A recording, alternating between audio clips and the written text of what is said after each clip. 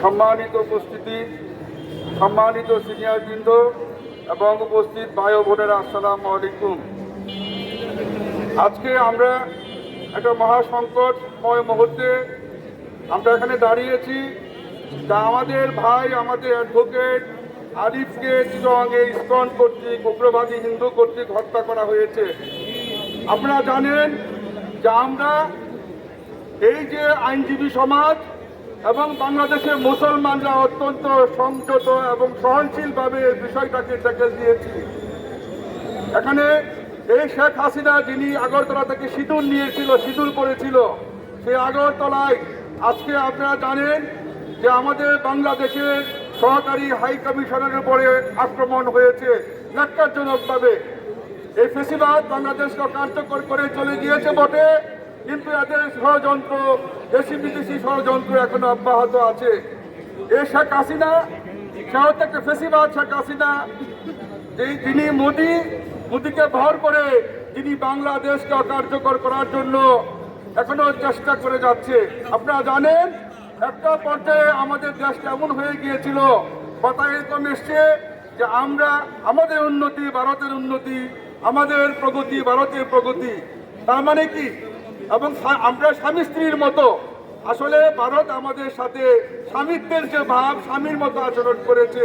কিন্তু সাবধান করে দিতে চাই, বাংলাদেশের মানুষ, বাংলাদেশের মুসলমান অত্যন্ত সহনশীল মুসলমান, কিন্তু যদি এই পর্যায়ে যে আক্রমণ হয়েছে, সেই আক্রমণের বিরুদ্ধে আমরা আইনজীবী সমাজ অত্যন্ত ঘৃণাভাবে আমরা প্রতিহত করার আমরা কিন্তু তৈরি আছি। কি বলেন?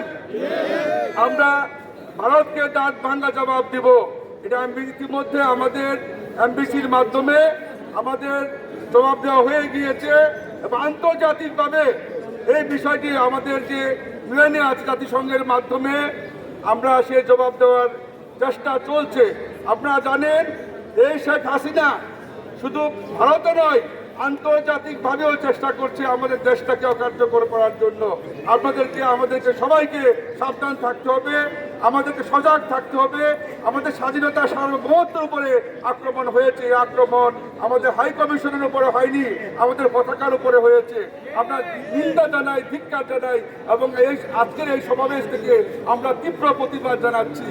এবং আমরা আর কোনোদিন এই অবস্থাকে মেনে নিব না, আমরা মেনে নিব না। আমরা প্রয়োজনে আমরাও তারা যে আক্রমণ করবে, আমরা পাল্টা আক্রমণ করতে বাধ্য হব এবং তার বাংলা জবাব দিব।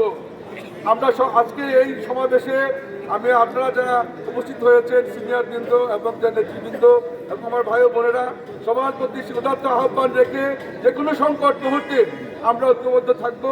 আমরা নিজেদের মধ্যে আমরা ভেদাভেদ ভুলে যাব। আমরা নিজেরা ঐক্যবদ্ধ থেকে এই মোকাবেলা, ষড়যন্ত্রের মোকাবেলা আমরা করবো। এবং সবাইকে ধন্যবাদ জানিয়ে আমি আমার বক্তব্য শেষ করছি।